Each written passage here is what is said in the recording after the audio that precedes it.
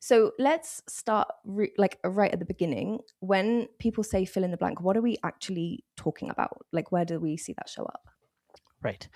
Yeah. So in case folks haven't come across it or you're not familiar with the word, whether it's a form or a survey, there are sometimes options, especially when we're collecting gender data, where there's a kind of allowance for people to fill in the words that they use for their own gender, right? So it's just basically a text box, and you can type in whatever.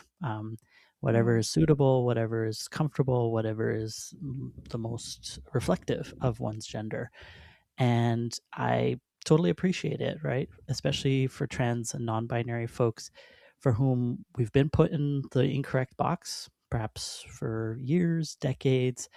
That can feel really affirming and empowering to use one's Mm. own language when it comes to one's gender. If you're answering that question, you would want to respond to it completely, fully, and accurately in that way. Mm. And so that's at its basic what it looks like. On a form, it's the same thing. You can kind of write in your own response instead of typing it, but it's essentially the same concept of kind of fill in with your own language. Hmm. So a lot of people in the community specifically ask for this sort of thing Mm-hmm. when we're trying to meet certain needs in collecting data. So can you go into a little bit more about why that is so keen, and also maybe what is a little bit of an issue with that? Right. So Kai has beef with fill in the blank boxes, not to Me throw you under the too. bus. No, it's all good. So we're going to Well, cause some drama here in the community. preview of coming attractions here. Um, yes. So on the one hand, totally get it, right? Like having one's own Hmm. space just to respond in any way that, or in the exact way that one Hmm. identifies, right? And sometimes there's multiple aspects that one wants to tease out, right? It's not just one thing. It's wanting to qualify that in some way, you know?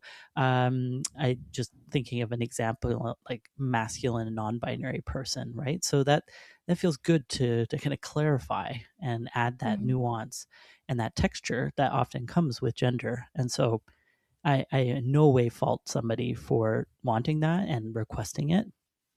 I will say that there's a little more complexity to it. Oftentimes, that is, where we're just looking at the fill in the blank that's on the collection side of things, right? So people are Hmm. inputting their answers, people are responding in different ways, right? Whether it's trans or non binary folks, but also cisgender folks are responding in more nuanced ways as well.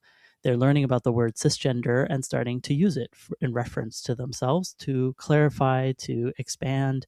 Um, Unfortunately, because fill in the blank is so free, people can have responses beyond gender or Mm. different from gender. We've seen all kinds of things. Like we've done this. That's why we're able to speak from a place of experience, having analyzed on the back end that data. So people say, understandably, I am a human. I get it, right? You don't want to get into gender. Totally fine. People will say this is nonsense, right? So they'll be pushing back on the fill in the blank in statements. They'll make ridiculous things that kind of mock providing. So they'll say, "I'm attack helicopter" is a very common, thing online, and it gets translated. Some people, they misunderstand the question and they'll respond with their sexual orientation. So they'll say, I'm a Mm. lesbian, right? Which, okay, we could probably infer from the use of lesbian that this person is a woman, but it's not a direct response, right? And Hmm. you're almost having to take another step to make that determination. And that's where we'll talk about the ethics of that type of determination for somebody. Other people will add in, so because of course multiple genders exist, and they'll respond to with multiple genders, right? A non-binary man, as an example, and so Hmm. that's where you start on the back end if you're wanting to kind of quantify those responses. That's where it gets tricky of like where to put somebody in their responses. So it just gives you Hmm. some texture of how people respond to that question. given that you can do anything in that field. And Mhm. sometimes it's gender and sometimes it isn't. And there's a lot of complexity to it. And so that's Right. why I have a bit of consideration around it, is that the back end, one, is more time intensive because there's Mm. processing to take what somebody has responded and then figure out how to quantify it, because you do want to include it in the analysis of responses.